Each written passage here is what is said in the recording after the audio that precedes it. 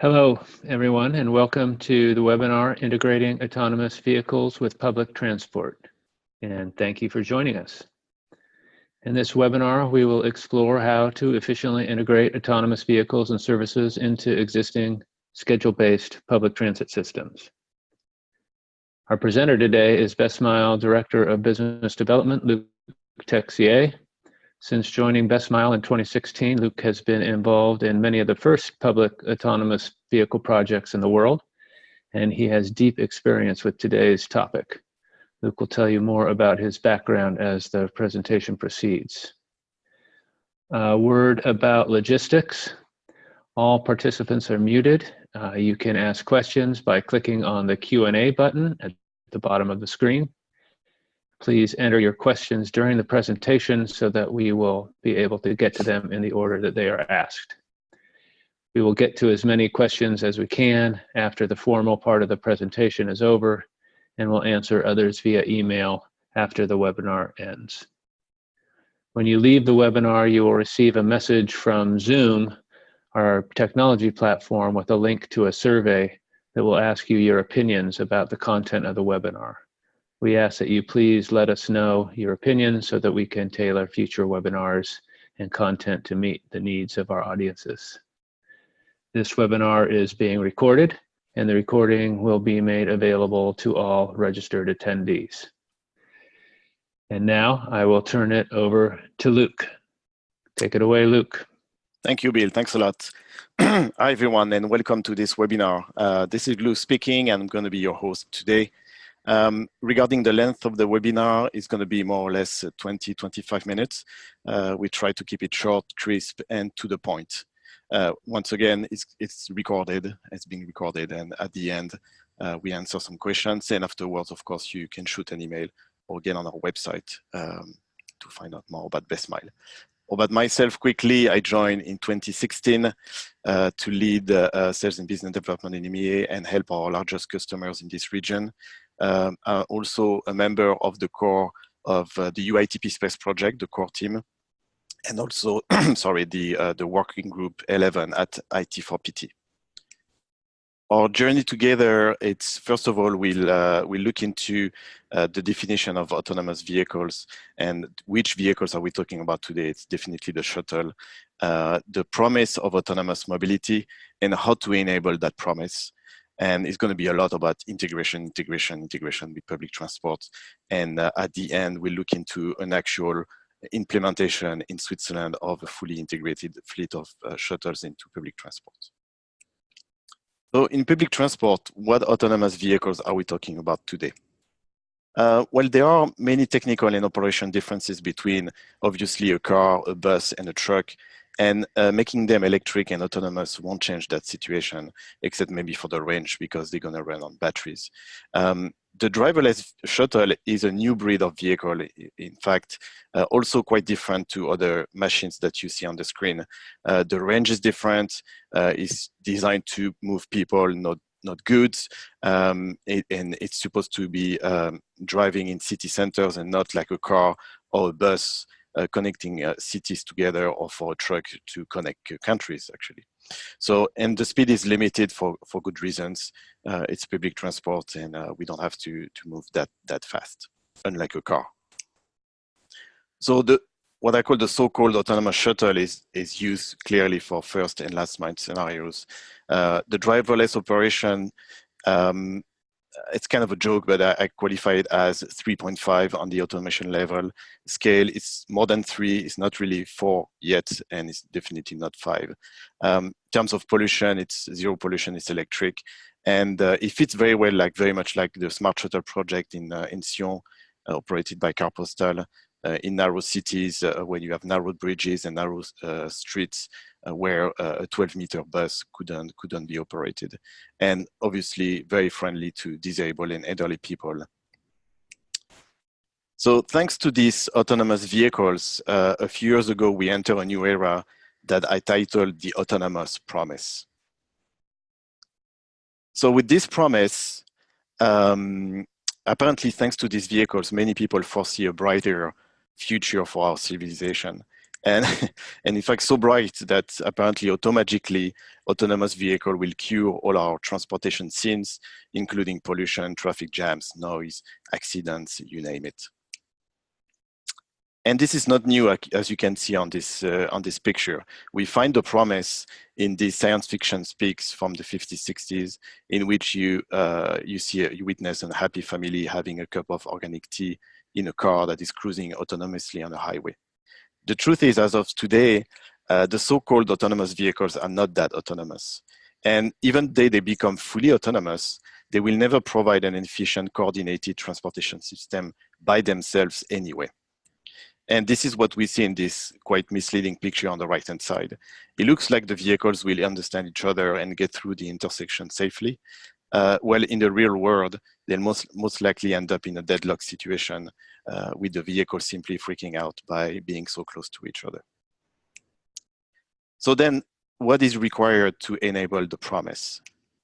Well, what's needed is a concept that we all know very well called the control tower. And it's a key piece in an air traffic control system. It takes care of coordinating all the fleets around and send them to the right place at the right time. With the ground mobility system, the main difference though, that there's nobody in the control tower, only software, artificial intelligence, machine learning, algorithms, and so on and so forth.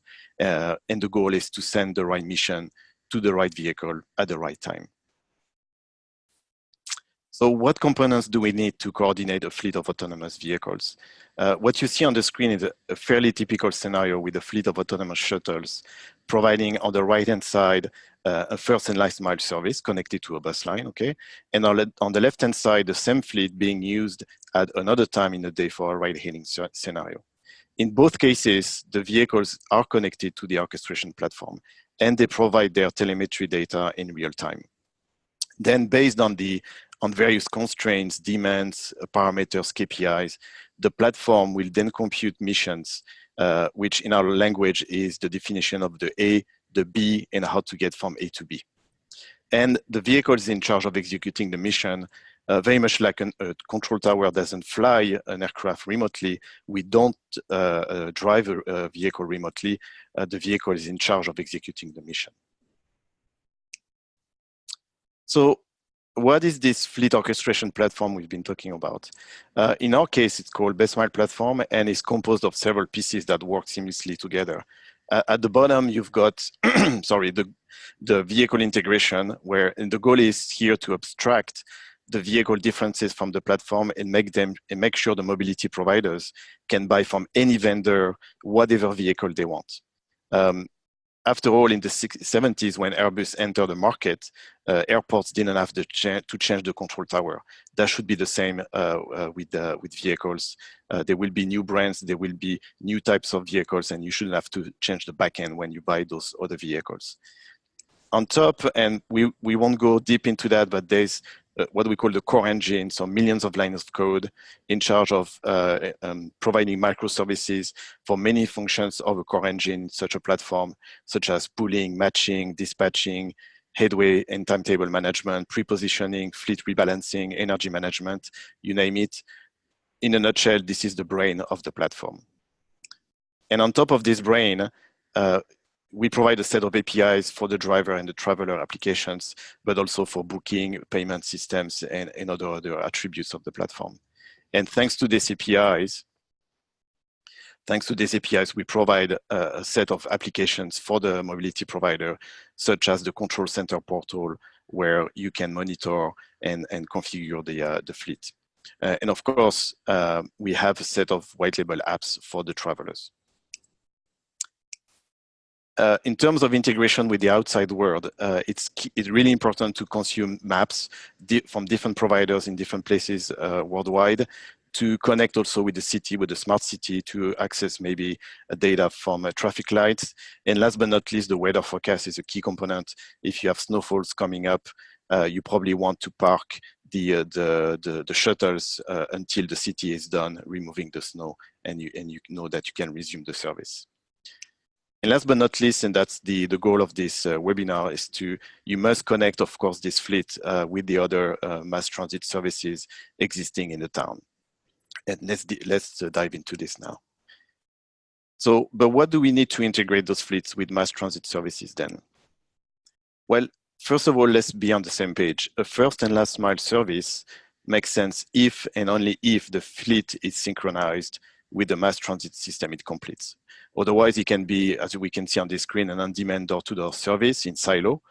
Okay, fine, it provides a good service, the customer satisfaction, it might be high, but if you are not able to bring these customers to the train station on time, not 20 minutes before, but not 20 minutes after neither, you're missing a piece of the mobility service, and it's not a mobility as a service process then. So to enable a proper integration of the fleet, the backend systems in charge of these fleets, be it human-driven or autonomous, must be able to talk to each other. In that example, you can see on the right-hand side, the bus management systems of the public transport operator, which would provide the timetables and the traveler information system, so that Bestmile then can coordinate the shuttles accordingly. The good news, though, is that these protocols are standards today, such as GTFS, VDV, Siri in Germany, and any kind of other XML-based service already exists today. Then you need, of course, the bandwidth and the people to connect those systems together. So this being said, let's look into a good example of a fleet of autonomous shuttles connected to an existing bus line. What you see on the screen or the service that I will describe in a minute, is the fleet deployed in the outskirts of Fribourg, a city on the French-speaking side of Switzerland. The goal of the service is to connect a newly developed area called the Marly Innovation Center, that's what you see on the screen, to the existing bus line operated by TPF. The history of the place is actually interesting. It used to be a large factory. The company went under, and since then it's been developed to welcome labs, startups, workshops, logistic businesses, and also very soon, lots of apartments and houses, and no public transportation on site, obviously. So what's interesting here is that you've got many different profiles, like factory workers, startup geeks, lab people, restaurants, personnel, and so on and so forth. And they have, of course, very different needs. Maybe some work 24/7, others have just 9 to 5 business hours, and so on and so forth. So the mobility system has to adapt to this. And the key thing also to remember, it's an ecosystem with a real estate developer in charge of developing the place, the public transport operator in charge of running the service, the fleet orchestration in charge of dispatching the shuttles accordingly, and of course the shuttles executing the mission properly.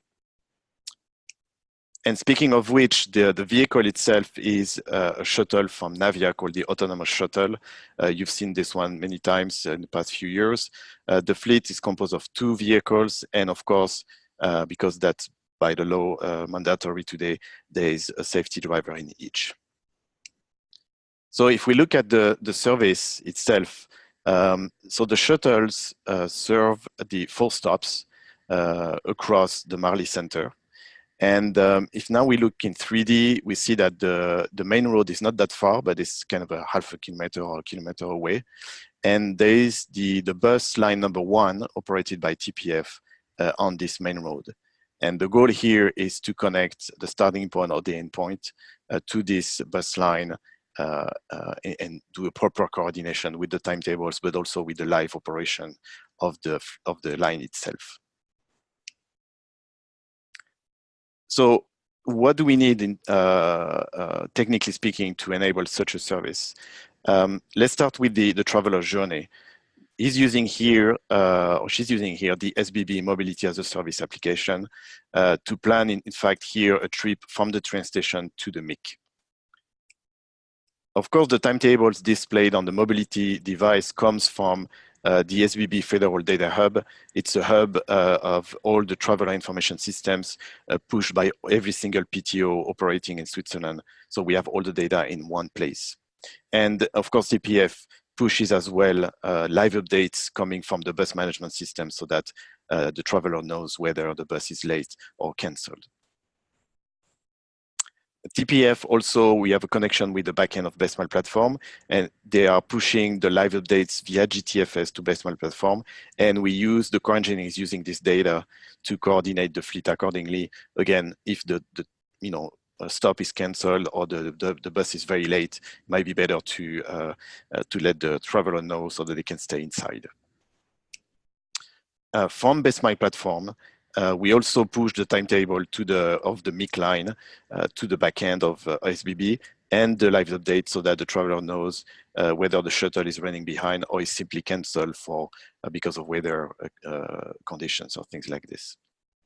So long story short, as you can see, you need open software platforms that are able to talk to each other, to traditional fleet management backends, new platforms for autonomous vehicles, but also in between open data providers and in both directions, obviously. So the keyword today is integration, integration, and more integration. And a proper smart mobility service require solid and mature technologies that, again, talk to each other. It's only when you reach that point that you can deploy, operate, and scale efficiently the transportation system. It's not just about the vehicle, it's not just about the backend platform or the fleet management. It's all the pieces together. All this has to be very open, vehicle agnostic, and it's only when you have those pieces together, plus human beings connecting the dots, that you reach the pinnacle of mobility services, the smart mobility service for fixed route, for on-demand, for door-to-door, and of course, you want to have as much as possible shared ride to decrease traffic. So to finish, just a quick note about how we approach this challenge or how our customers are approaching this challenge. It's usually divided in 3 stages. First, we design using Bestmile platform the service in our labs. We virtualize the vehicles. We use various data models and demand models and feeds. Then when the customer is happy with the configuration mode, so maybe we have tried different things with different types of vehicles, different routes, different sizes, different KPIs, different parameters and constraints. When we are all happy with that, then we move the actual instance that was used during the design phase into production. And obviously then we hand it over to the operations team of the customer. And again, once again, using the same exact platform, the same exact backend, we are not simulating the system whatsoever.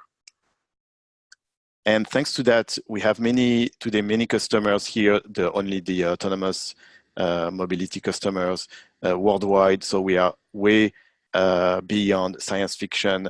Those services out there moving people every day. And thanks again to this integration of different systems behind the scenes. So thanks again for attending this webinar. I hope it was of help.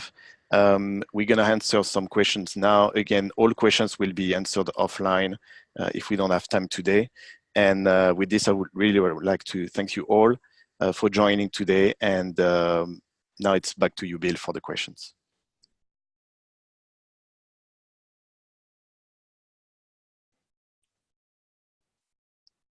Thank you, Luc, and thank you all who have asked questions through the Q&A tool, and you're welcome to continue to do so, and we'll get to to as many as we can. So the first question we have is about public acceptance. How has the public responded to autonomous services in places like Freiburg? Oh, thanks. It's a great question.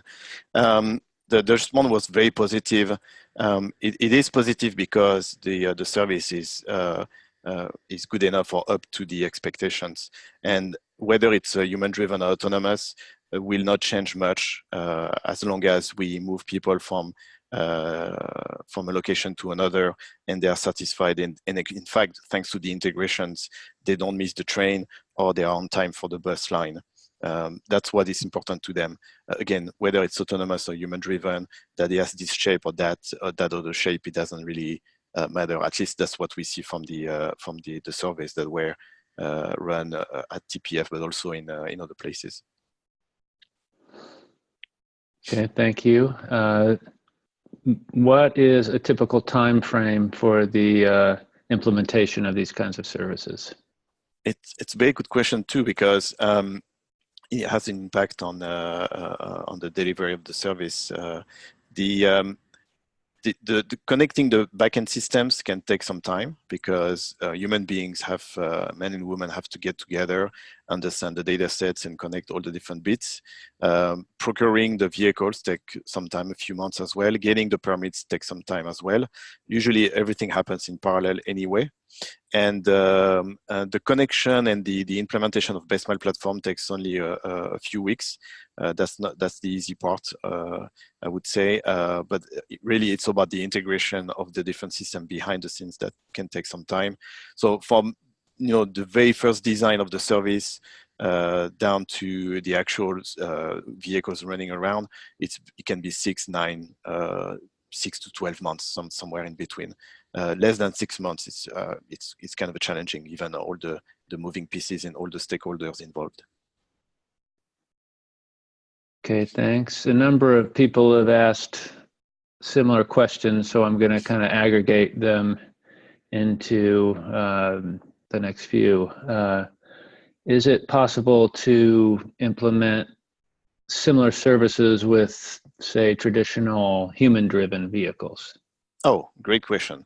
Well, in fact, this is what's happening in Fribourg. I forgot to mention it.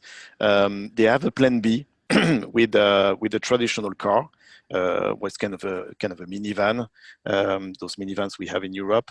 And so when the vehicles the shuttle can't drive around because of the weather, maybe, or some other issues, they have a plan B, and they use as backup a regular car or regular minivan to move people around. So, and the vehicle is integrated in the fleet. So for Bestmile platform, whether it's an autonomous vehicle or a human-driven vehicle, doesn't make much a difference. We know the characteristics of each, and we know how to dispatch them accordingly. So it's completely transparent to the traveler. Okay, we have some questions about back-end integration, kind of lump a few together. Are there challenges integrating with the back-end systems in terms of live updates from the public transport back-end? Does that work smoothly? Yeah, in your experience? well, it's a key question. It depends. It depends what your expectation is. What we've done actually in Switzerland is a good example. When we had the integration with the federal data hub, we were very happy with that, and our customers too. And but since everybody is pushing data to it, there's a delay in getting it back. So it's not like real time.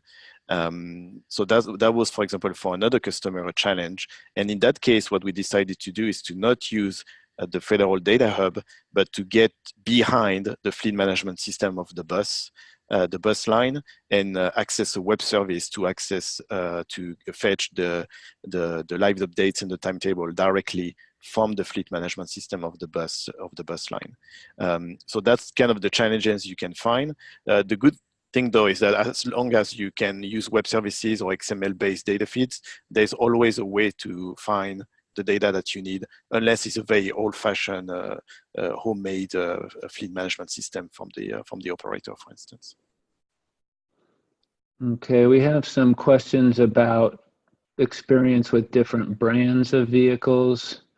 Some have mentioned Navia and Easymile, and our experience working with these brands and communicating and sending missions and receiving information from them. Have there been any, have we been successful at that, I guess is the heart of the questions. Yeah, it's another a good question. I mean, from outside, for a traveler, a shuttle is a shuttle. Maybe the interior is slightly different. From a technical standpoint, they are quite different from each other. And this is what we do with Bestmile platform. We abstract this complexity and those differences from the platform and from the service itself. What is not seen on this on the slide is that we have done some integration with human driven vehicles like the Crystal from Lore, it was not much of a challenge, because either we access directly the brain of the vehicle or we go through a cloud. In any case, we have a standardized protocol for that. And if the protocol is not what we should do, we use some other ways to access the vehicle. So the integration of the pure integration of the vehicle is not super challenging. What is more challenging is managing and solving the problems around the use cases. What happens if we lose the connection with the vehicle? What happens if the vehicle goes through a tunnel? What happens if, to finish the mission, we never reconnect to the vehicle when we finish the mission? So all these edge cases is more the challenging part than really the connection, the actual connection of the pipe, if you will, with the vehicle. Okay, thank you. So what, another question is, speaking of use cases, have operators used shuttle services, for example, to replace traditional bus lines? Oh, yeah. Well, let me think, because most of them are new services for sure. The shuttles are considered more and more, and in fact, most of the pilots that are being run today are supposed to address two use cases. First, creating new lines, and two, replacing expensive bus lines that usually carry only a few people per day. So, and this goes towards micro transit services. So again, it's either to address new markets or to provide public transportations in new places, or to replace existing bus lines. So that's a dream, actually. That's a big dream for most public transport operators today, is to replace these expensive bus lines with 12-meter buses with more agile micro transit services. And today, this case is mostly addressed with human-driven vehicles like minivans and buses, but the pinnacle will be definitely the autonomous shuttles or autonomous buses that are coming up on the market today. Okay, thank you. Let's see. Do you? Sorry, I'm trying to sift through a lot of these. So thank you all for all your questions. I'm just trying to keep up with them. What are there challenges with the speeds of the vehicles? I mean, I know that's not something we control, but is that something that operators are concerned about? Yeah, well, they are definitely concerned about, and we can hear complaints every now and then about the speed of those vehicles. Clearly, they will have to move faster. That's a given. But the truth is, at the moment, the challenge is much more in making sure the routes they use are safe enough and free enough. I take an example, Car Postal with Smart Shuttle in Sion. The businesses in the city are not playing the game. The citizen either, they park cars everywhere. The city doesn't want to fine the people who park illegally. And at the end of the day, it impacts greatly the average speed of the shuttle, because the safety drivers have to stop and maybe remove some boxes on the way, or find the owner of a car to move the car, and so on and so forth. So the challenge at the moment is more there. Of course, the speed has to increase, that's for sure. Personally, I'm not completely sure that's a massive problem at the moment. If the passenger can reach the destination safely with an on-demand service, maybe that's already a great achievement. But yes, for sure, the speed has to improve. There's some questions about the kind of what changes will be needed to make services successful. Like one is about infrastructure changes. Mm-hmm. For example, will the shuttles need segregated lanes? Well, I mean, eventually not. I mean, we especially if we envision door-to-door services with the shuttles, the goal is not to put them between walls. Otherwise, you have a tram or a metro, and that's not what we want to do. What is true though is that they, technically speaking, they use technologies and techniques that forces them to be on the path, what we call a virtual rail. And this virtual rail is basically constraining the vehicle on this given path. This is changing, and very soon those vehicles will probably discard this approach, and then they will be able to move around in proper door-to-door scenarios. But as of today, is still a constraint. Not too much of I mean, it's not really a big deal today, given the scenarios we are thinking about and what these operators are running today. But for sure, that's another limitation that will have to go very soon too. Okay. Another questions are kind of going beyond the sort of shuttle scenario to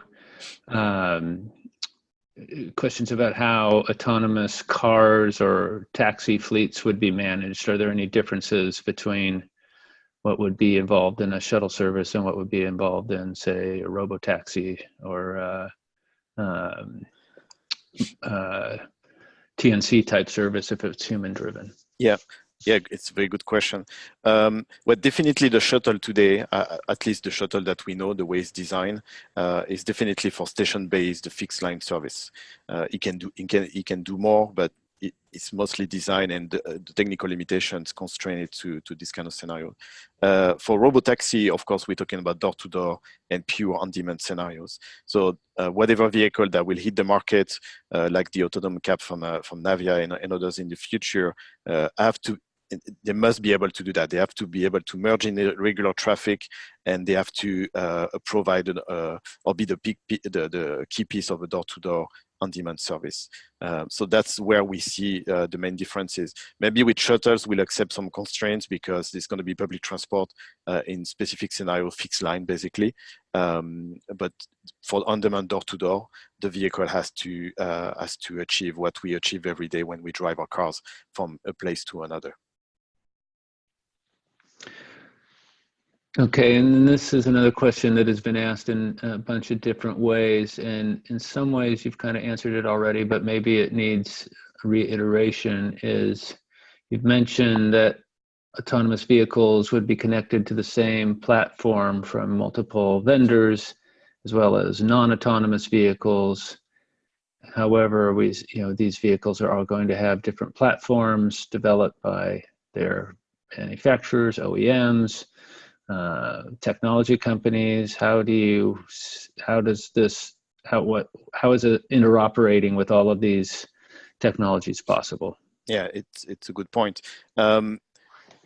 First of all, Bestmile platform is able to manage autonomous and human-driven vehicles. The genesis of Bestmile is very much in autonomous mobility, but what can do more can do less. So with our platform, the scenario I shown before with a fixed route and a dynamic route, it could be actually a fixed route with shuttles and then a dynamic route with human-driven vehicles like a microtransit service. And we have some customers with human-driven systems today in the US, for instance. So that's the point. The platform has to be exactly the same. The scenario I mentioned where the plan B for TPF is to have another vehicle to replace the shuttles. We have customers who think about it not as a plan B, but as a plan A, in the sense that in maybe some places on the trip, you need a human-driven vehicle, and in some other situations you can use autonomous vehicles. And another scenario that will probably happen is when we have larger vehicles. At first, they won't be autonomous; they will be human-driven, and we have the last leg with the autonomous vehicles. So for us, it's exactly the same. Again, we know about the constraints of the vehicles and so on and so forth, and then we can manage that accordingly. For a human-driven vehicle, obviously, there's a driver app. It's called a driver app that is inside the vehicle and that is used by the driver. Okay, thank you. I think we're coming up on probably the end of our time. We have a lot of questions. I'm sorry we're not maybe going to be able to get to them all, but this kind of gets at the heart of the topic today. So maybe this will be something we can close with, is what are the most important differences operators should think about that between what they're used to running in traditional mobility services and autonomous services? What are the surprises? What are the biggest differences that people need to think about or be aware of? Yeah, thanks for that. That's an excellent question. It changes quite I mean, it's interesting because it's a mix of best practices and way of doing business that have been around for a long time for bus lines, and it doesn't change, like asset management, timetable management, traveler information system. All of this today is backported into the autonomous mobility world.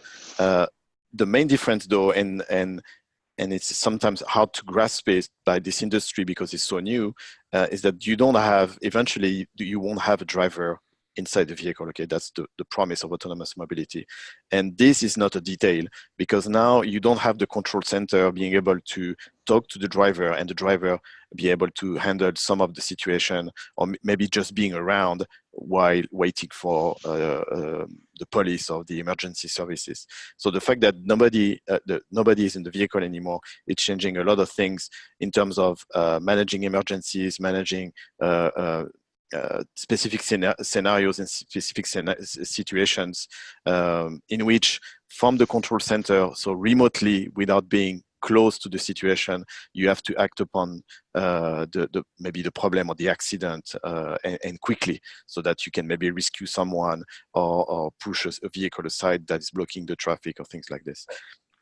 So that's something that we address very seriously at Bestmile. Our goal is to provide as much technology, as many tools to the people in the control center, so that they remotely they can handle those situations and help fix the problem quickly. And that's a huge difference. And in fact, many of our public transport operators at the moment, they keep the traditional fleet management system for buses, and then they have the control center for Bestmile platform with maybe the shuttle or the micro transit service separated, because even from a mindset standpoint and a skill standpoint, we are not talking about the same knowledge, I would say, and that's another thing that PTOs really have to think about quickly, because it's not taught at school at the moment. So they need to find a way to educate and train operators for these new services. Okay, I guess maybe we can close with one more thought, because I'm getting a lot of questions around this, and it's important to clarify, I think, and leave people with the understanding of kind of, as you described, the ecosystem of the transit operator, the services, the vehicles, and Bestmile. Where does Bestmile fit in that ecosystem? Who kind of does what in this this kind of service? Because I think there's a lot of questions about that. Yeah. So in the value chain, Bestmile is a technology provider. We don't provide, as we could see today in the webinar, we don't provide the whole solution. We are a technology provider, and we provide the technology piece that are needed to do this orchestration of the fleet. So it's about the fleet. It's not about the vehicle. It's really about the fleet. So that what we're talking about today is a fleet. So we are a technology provider, and our typical customer is a mobility provider. It can be a TNC, it can be a taxi business, it can be a micro transit provider, it can be obviously a public transport operators, and we work with the largest public transport operators today already, and we've been for some years already. So anyone in charge, to summarize, anyone in charge of moving people from one place to another place with on-demand services are basically our customers. What we don't do, and that's why we have these interesting partnerships with Init, Trapeze, Ineo, not Ineo, but Evu and others, is to actually connect traditional bus systems or mass transit services like trams and trains with on-demand, maybe door-to-door, station-based, human-driven or autonomous services. And it's thanks to these partnerships and this collaboration, we can connect the two. And for a traditional player, it's about, okay, Bestmile can provide the last mile, and first and last mile service behind the scenes. So again, we are a technology provider and our customer is a mobility provider. Okay, thank you. And thank you all for attending. This brings us to the end of our webinar. Once again, as you exit the presentation, you will receive an invitation to give us feedback with a survey. We hope you will take the opportunity to provide us with information so that we can make this content as relevant and as useful as possible in the future. And also a reminder, you will be receiving a recorded version of this webinar within the next 48 hours. Thank you again for attending. We hope this has been helpful, and we will respond to you, those of you whose questions we were not able to answer live. We will get back to you via email to as many of you as possible. Thank you, Luke. Thank you, attendees, and everyone have a great rest of your morning, day, or night, depending on where you're logging in from. Thank you very much. Thanks a lot. Thanks, everyone.